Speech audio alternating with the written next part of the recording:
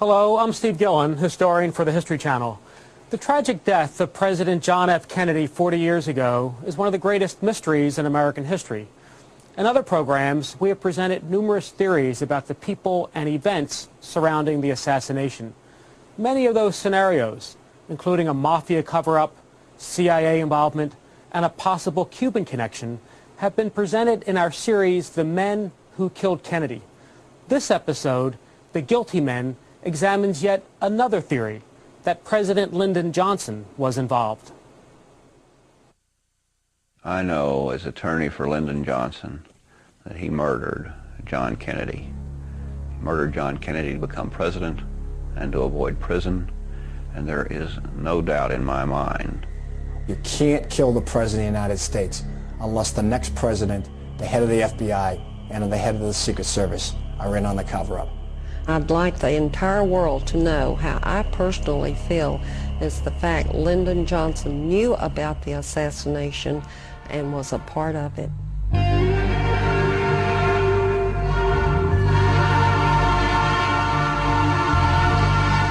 Deep in the heart of Texas lie buried some of the darkest and most well-kept secrets that tell us who killed John F. Kennedy in Dallas on November 22, 1963, and why.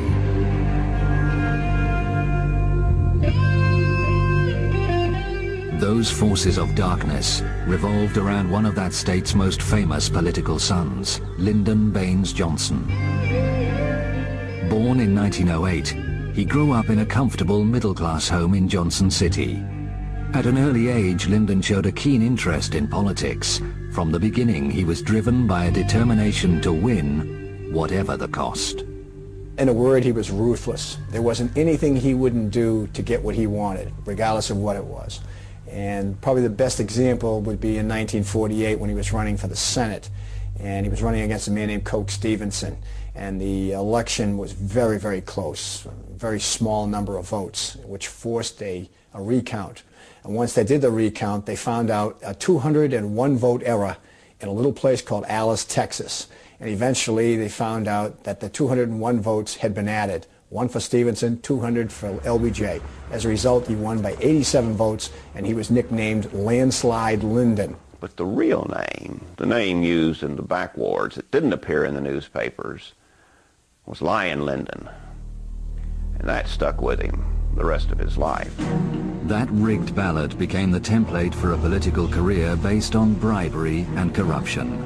The full extent of Johnson's criminal activity only began to unravel 11 years after his death.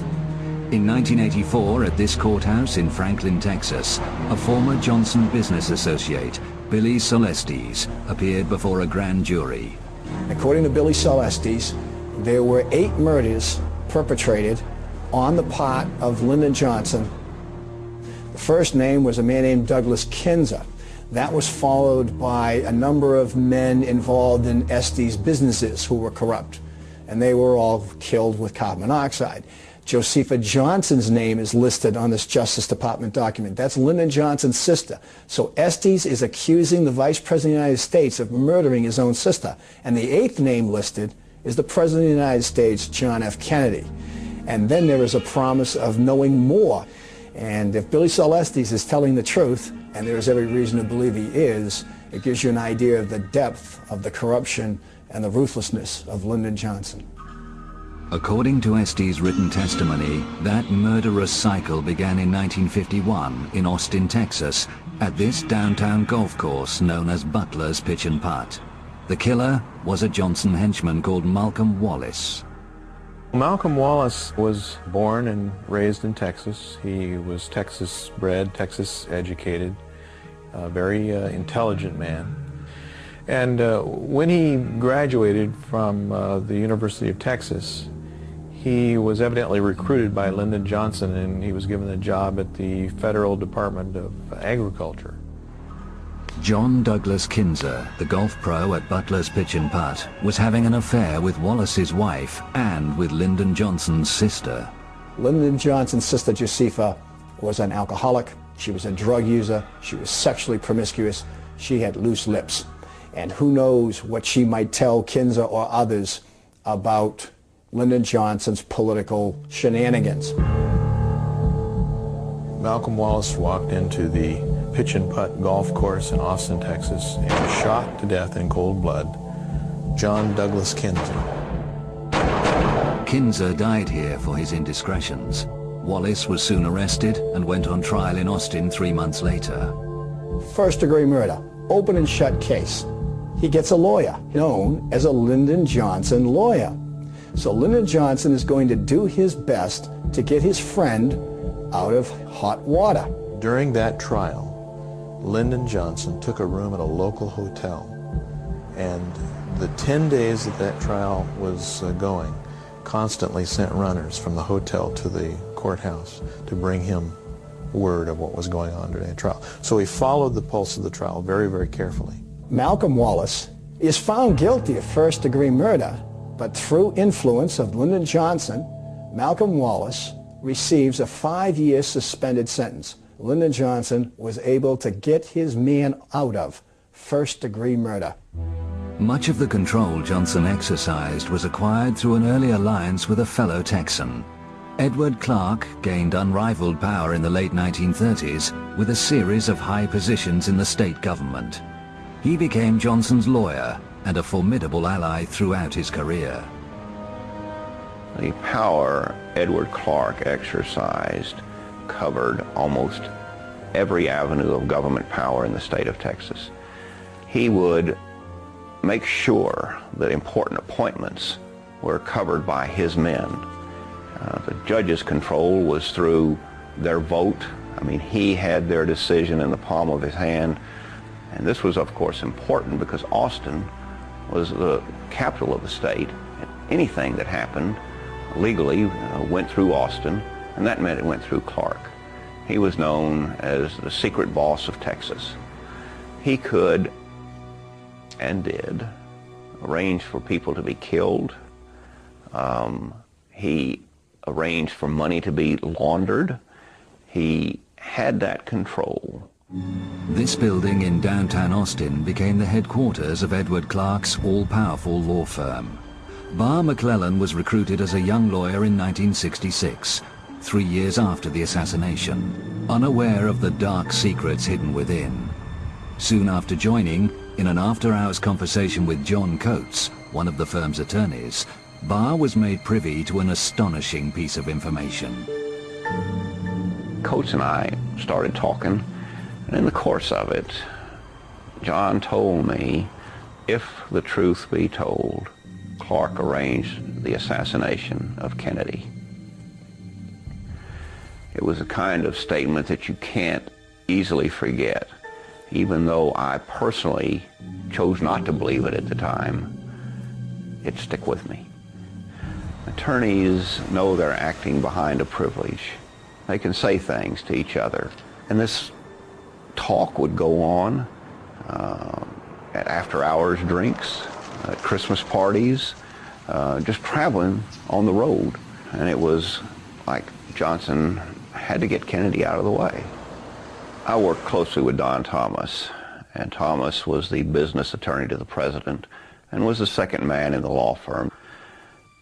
Thomas and I did a number of cases together, and we traveled the state because he did not fly. We'd been to Dallas one day shortly after I became partner, and it was driving back, and just out of the blue it seems now, looking back, that Thomas said, "I am the only living man who knows what happened in Box 13. And we know what that meant. That was the stolen 1948 election. I didn't say anything. Sometimes it's best just to listen. And then he looked away and added, but Clark took care of things in Dallas. At that point, what I'd been hearing in the law firm, what John Coates had first told me, I knew was true, because this came from a man that was Johnson's business attorney, one of Johnson's most trusted confidants, a man who worked very closely with Johnson during his maturing years, his growing up years, so to speak, and as president. And when I heard that, there was no question but that Clark had been behind the assassination, and he'd done it. Poor Johnson. I know beyond a reasonable doubt that Johnson murdered Kennedy. He acted through Clark.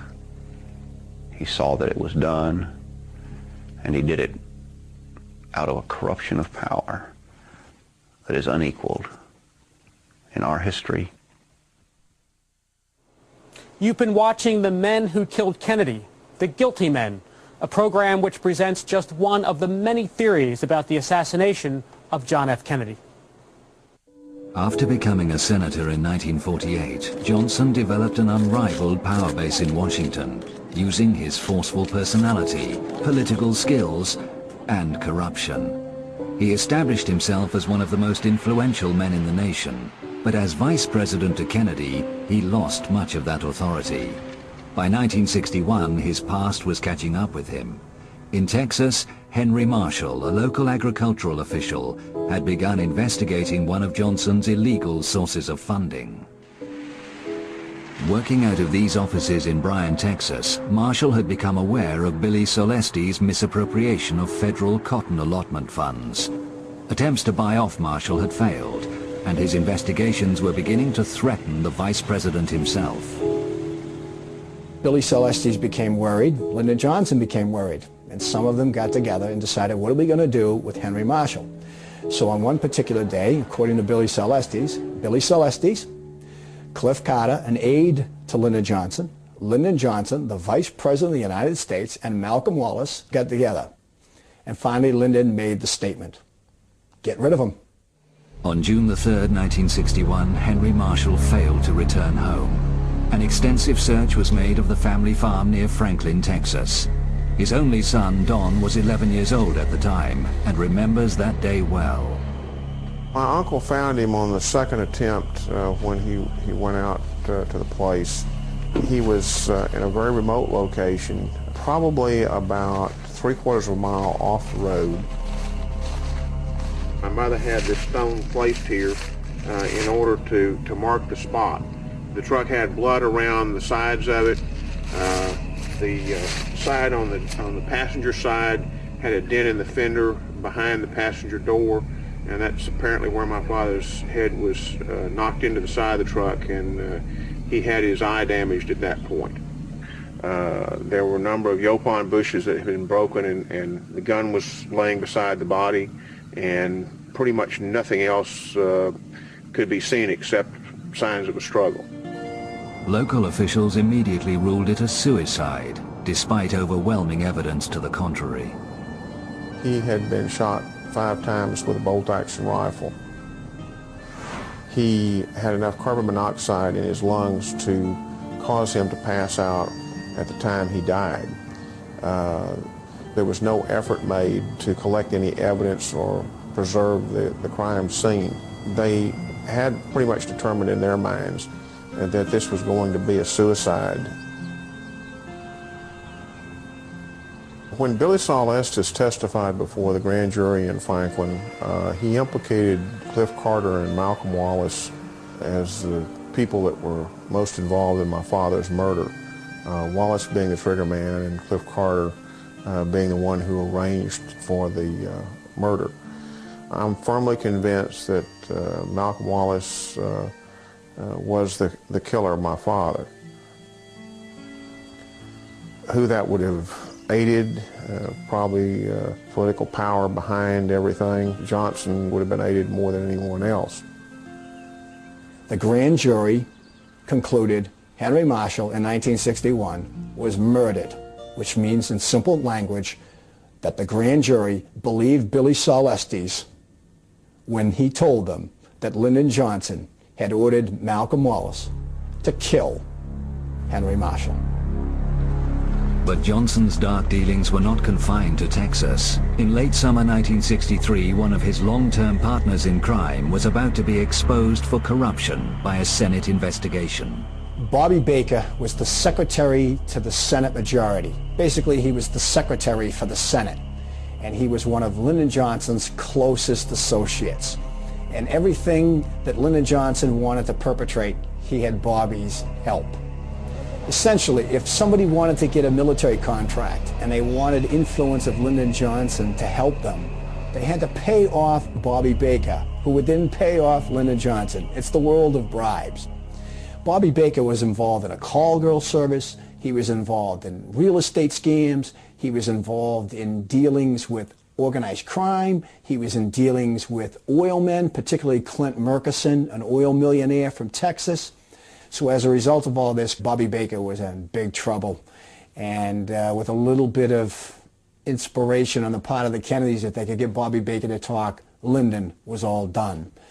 Lyndon Baines Johnson, if Robert Kennedy had his way, would not only not be on the 1964 ticket as the vice presidential candidate, but he would go to jail for the corruption that he was involved with. Although Johnson faced political extinction at the hands of the Kennedys, he had powerful allies with their own agendas that threatened the president, as researcher Gregory Burnham explains. And people would think that he had no enemies. He was so popular. He smiled. He appeared happy. Everyone loved him worldwide. But what people don't seem to understand is behind the scenes, he was making changes, and he was making them decisively, and he was taking some very, very daring steps. He was committed to pull out of Vietnam. By October, he had signed a document, an SAM 263, to that effect. 1,000 troops home by Christmas, and all personnel out of Vietnam by 1965. But that wasn't very good for the military-industrial complex. His abolishing the Central Intelligence Agency, pulling their teeth, holding them to task, back to why they were originally created by Truman. Their original mandate by law is only to coordinate intelligence, not to create the Bay of Pigs. NSAM 55 told the chairman of the Joint Chiefs of Staff that the CIA no longer can do that, and any military operation has to come directly from them to the president, period. That kind of a document really causes problems. But Texas was home to Kennedy's most dangerous opponents.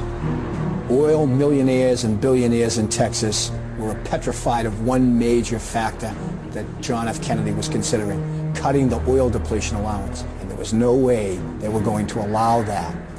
Essentially, they would save billions of dollars if it stays as it is. It was called a 27.5% oil depletion allowance. John Kennedy thought it was too liberal.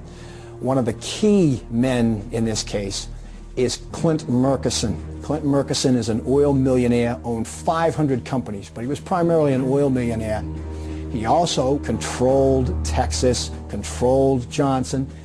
His major means of operating and controlling people and influencing people was a little hotel called the Hotel Del Charro in La Jolla, California. It cost $100 a day in the 50s. And at that hotel, he would invite all these powerful, influential people. Richard Nixon would come there. Key lieutenants of Carlos Marcello, the head of the mafia in New Orleans, used to vacation there. J. Edgar Hoover, the head of the FBI, used to vacation there. Free. Every summer for 10 summers. Free. Another Johnson man with close ties to Murchison was a wealthy Texan called D.H. Byrd. D.H. Byrd was an underboss for Murchison. He was a Del Charro regular. He owned the Texas School Book Depository. He also founded the Civil Air Patrol, which was a kind of military organization, and Lee Harvey Oswald was a member of the Civil Air Patrol. Another associate of Murchison at the time is Bobby Baker. Bobby Baker's in trouble with the scandals, and he was in all kinds of business deals with Murchison, and many of them were illegal. So Murchison was concerned that Baker and that corruption would lead to his door. And maybe not only would Baker go to jail and Lyndon go to jail, but maybe Murchison would go to jail. As the forces hostile to Kennedy grew in strength and number, they began to think the unthinkable: assassination. Finally, a new imperative forced their hand. Lyndon Johnson was in big trouble. The Bobby Baker scandal and the Billy Celeste scandal could destroy Lyndon Johnson's career. Lyndon Johnson would go to jail, and he was their man. He represented all these right-wing forces. There was an urgency to kill President Kennedy. They had to save Lyndon Johnson. The governor of Texas, first of all, is Lyndon Johnson's best friend in history. They went back decades together. In the 1948 vote scandal, John Connally was every much a part of that cover-up that took place. He was his campaign manager. It is without question John Connally who entices John F. Kennedy to Texas. Once they get him there, then they're in control of everything. Motorcade routes, the evidence, the Dallas police, everything. It's their land. It's their territory. Lyndon Johnson and his Texas cronies suckered President Kennedy to Texas. The late Madeleine Brown gained a unique insight into Johnson's role in Kennedy's assassination.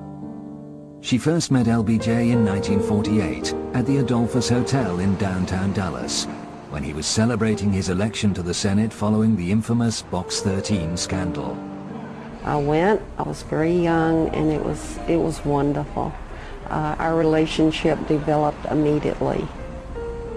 Lyndon gave another campaign party in Austin. It was 3 weeks after I met him at the Adolphus, and it was scheduled at the Driscoll Hotel. And, oh, it was so great to see him. I mean, for 3 weeks I had thought about him and how wonderful it was. We were dancing that night, and he says, I'll see you upstairs. And he put a key in my hand. I still have that key. It was exciting. I felt naughty, but I felt good. I fell deeply in love with him. Yes, I did. I was just the other woman in his life, and my emotions are still the same for him as they were when I met him as a very young girl, but I'll always love him. He was the father of my son, Stephen. That intimate relationship with Johnson continued for many years. Through him, she became familiar with the closed world of power politics in Texas.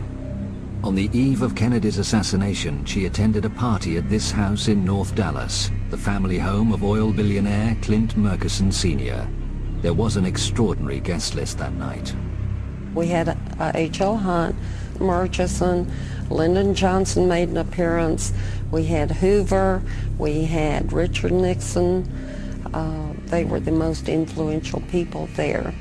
But I was under the impression that since J. Edgar Hoover was there, that it was to honor Hoover rather than anything else. When Lyndon came in, no one was expecting him. So when Lyndon arrived at Clint Murchison's, they all went into a conference room, and you could just feel the atmosphere. And when Lyndon came out, I was, of course, happy to see him. I did not know that he was going to be there. And he whispered in my ear at that time, those blankety-blank Kennedys will never embarrass me again. That's no threat, that's a promise. So he departed. The party rapidly broke up after Lyndon departed. A seamstress and companion, May Newman, provides confirmation that this party took place at the Murchison family home on the eve of the assassination. She lived and worked in another Murchison house in Dallas for Virginia, Clint Sr.'s second wife. She speaks here for the first time. I started working for Virginia Murchison in 1962 until her death in 1997, approximately 36 years. I remember well the night before the assassination. I worked with a man called Jewel Pfeiffer, black man, which was Virginia Murchison's chauffeur. He got a call from her stepson, John, at the big house. They were having a big party for a very special guest that was coming from Washington to go to the party by the name of Bulldog, which I found out later was J. Edgar Hoover. And he said he was very excited about doing this, going on this trip out to the airport to take this special guest to a very special party, big party. And I asked him when he came back if he got a good tip, And he said no, and he was very, very upset. He had to go back that night to take J. Edgar Hoover to the airport to go back to Washington. And he still didn't get a tip. Further verification of Hoover's presence in Dallas on the eve of the assassination came from a friend of May's who worked at the Murchison family home. Beulah May Holman, she was the cook at John and Lupe's house, and she wanted me to go help her that night, which I didn't, but I knew she told me she was cooking quail, and I wanted the recipe, so she gave it to me. She said it was a very important guest by the name of J. Edgar Hoover that was coming in, and I should go out and help her so I could get to meet him. If it was a film star, I probably would have gone, but I didn't know who he was. No, not at that time. Early the next morning, only a few hours before the assassination, Madeleine received a phone call from Johnson, who was back in Fort Worth with Kennedy. Lyndon called me from the Texas hotel, and he was still irate. I said, Lyndon, about last night, and he went to cursing. He used foul language all the time, and he said, those Kennedys, he repeated, they will never embarrass me again. That's no threat, that's a promise. And I'd like the entire world to know how I personally feel is the fact Lyndon Johnson knew about the assassination and was a part of it. Dallas was to become forever linked with the murder of the president. But the rich and powerful men who had met in secret the night before had everything to gain from his death. LBJ was fearful of a long prison sentence, J. Edgar Hoover of losing his job, and the oil men of losing millions of dollars. When the shots rang out on Elm Street the next day, those problems were solved.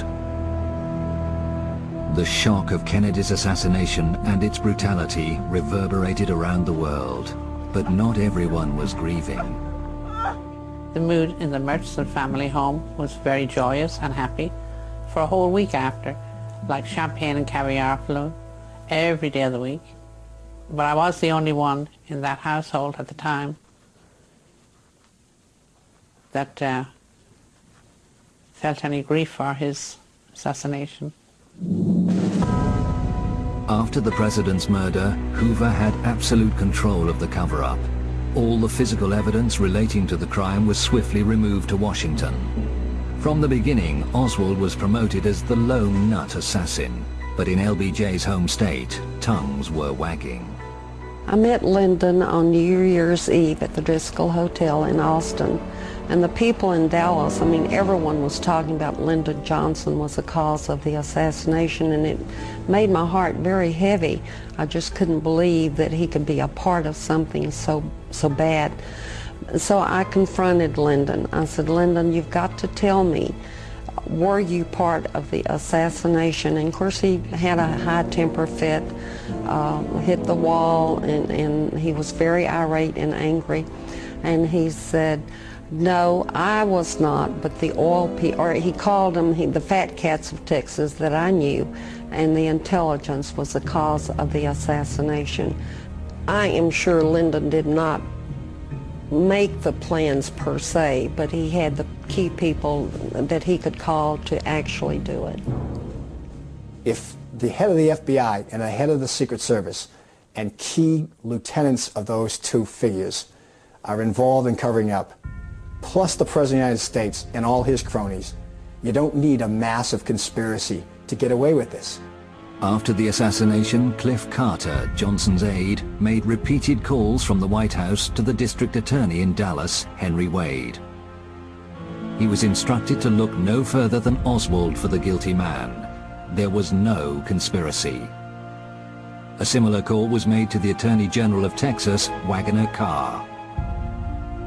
Then we have Lyndon Johnson himself calling the chief of homicide, Will Fritz, who's really doing the dirt work as far as interrogating Oswald and trying to get to the bottom of this case.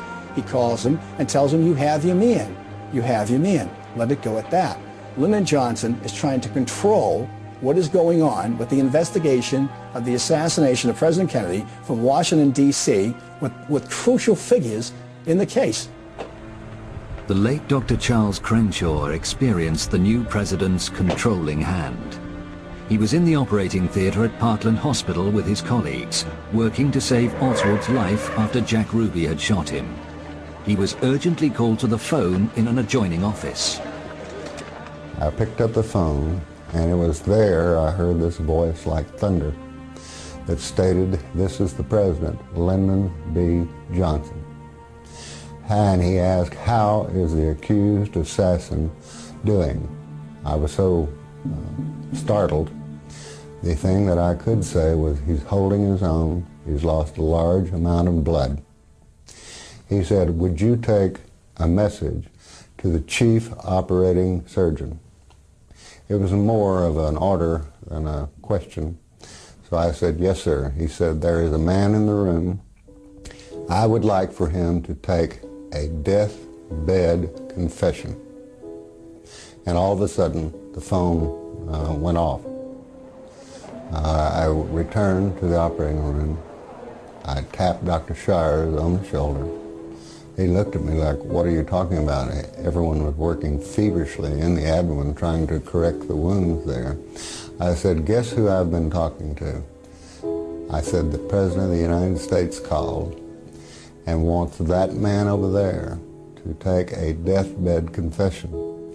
And Shires looked at me like I was crazy, and we both realized that there was no way Lee Harvey Oswald, had he survived, would have been able to give any testimony until 2 or 3 days after the procedure.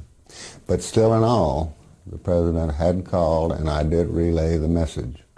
When Dr. Crenshaw published his story in 1992, he suffered an avalanche of criticism. It was argued that Johnson made no such call.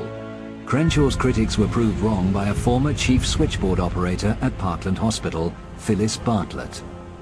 The call came in and said, "Hold the line for the president." And for a second, I couldn't, I was still thinking Kennedy, and I was kind of taken back for a minute, and then in a few seconds, it was just a matter of a second, he came on in a loud voice. He said, "This is Lyndon Johnson. Connect me to the accused assassins, doctor." It sounded the same as it had been on newscasts when I would hear him speak. I knew I had put a call to the operating room, so I contacted Dr. Crenshaw, and I told him, that I knew he did get the call, and that I was sorry that the people had, in the newspaper and on the TVs, had tried to discredit him.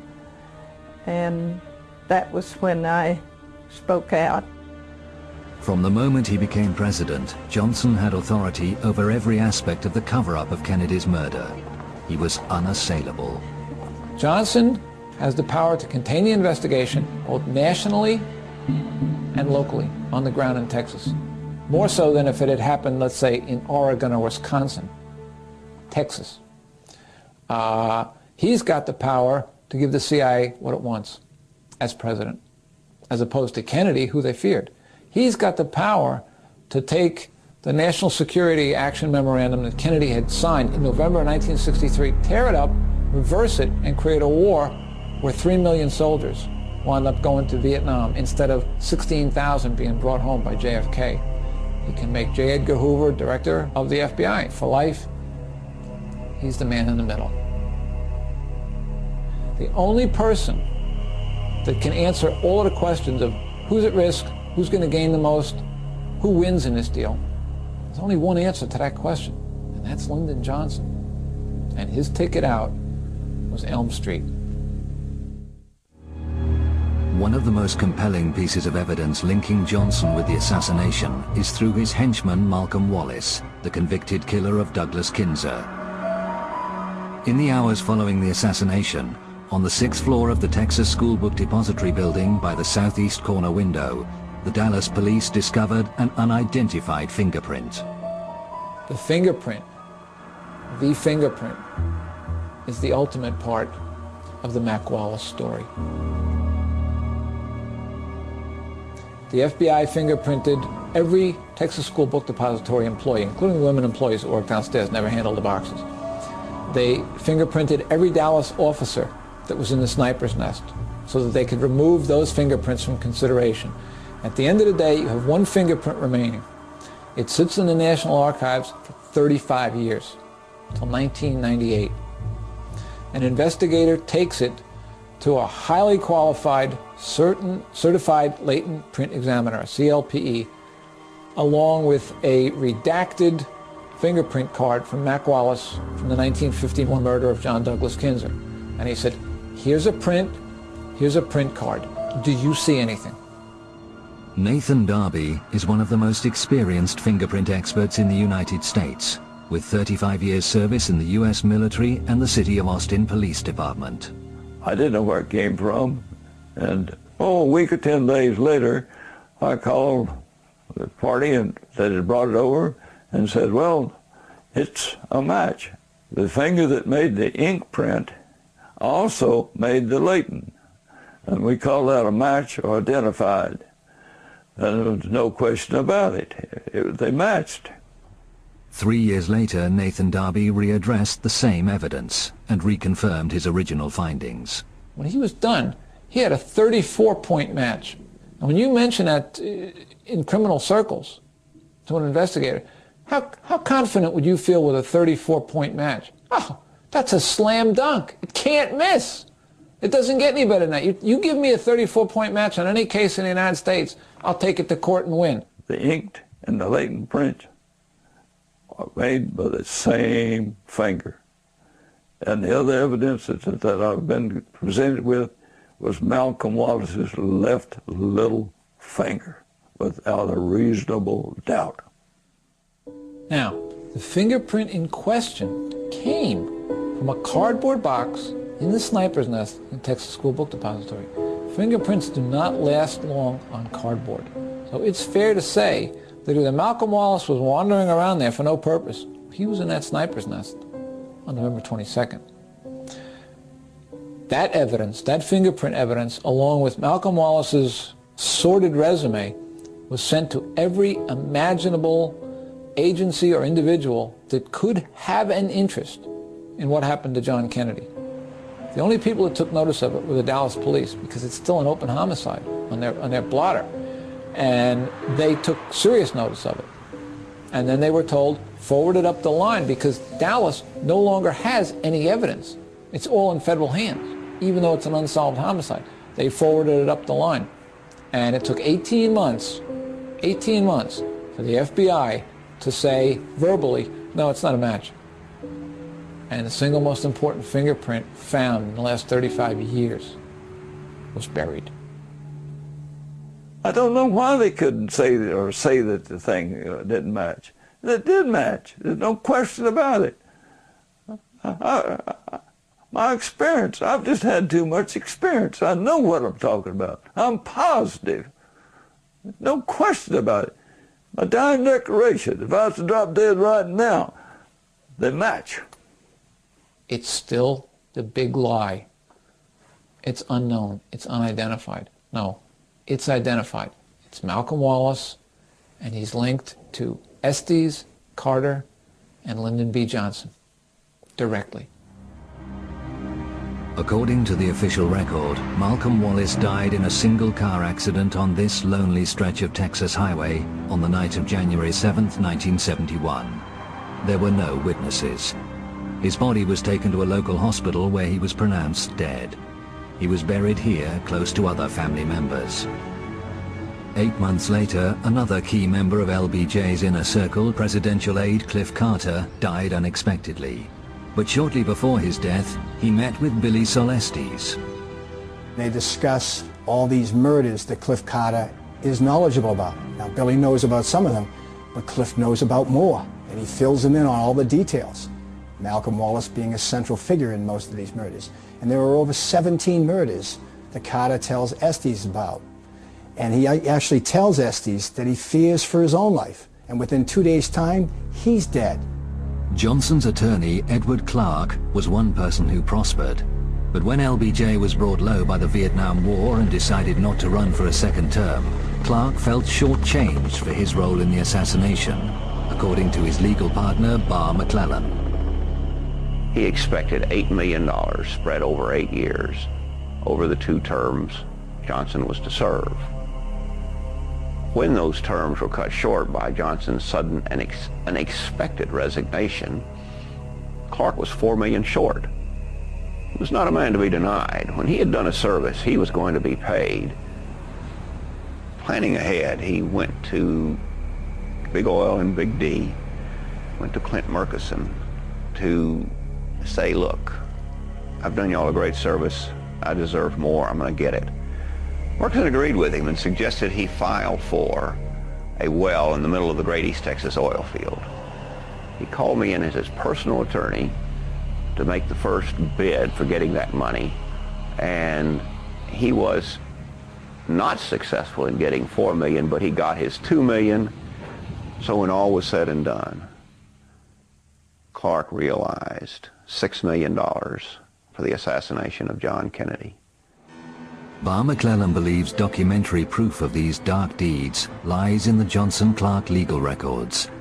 For many years they were kept in a high-security area above the Clark offices, known as the penthouse. Any of us attorneys could get into the general area, but the secret area, the Johnson area, was locked off, accessible to no one.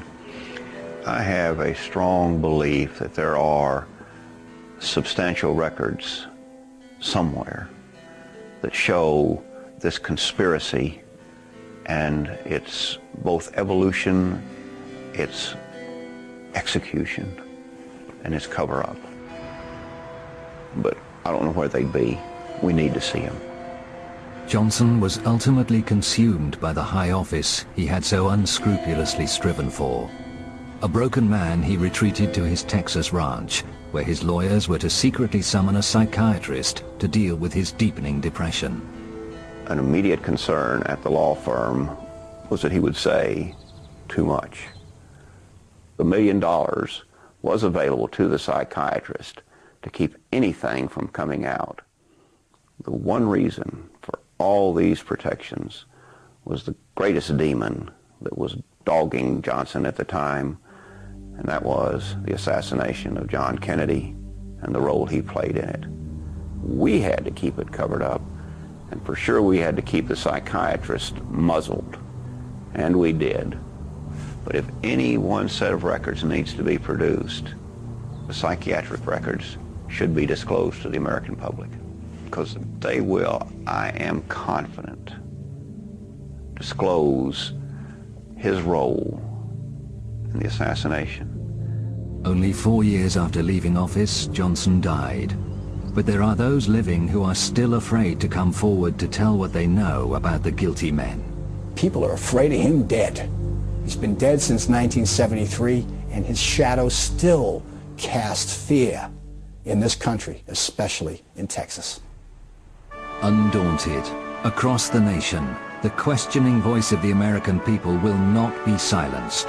An overwhelming majority refused to accept their government's version of what happened in Dallas on November the 22nd, 1963. There's no statute of limitations on murder.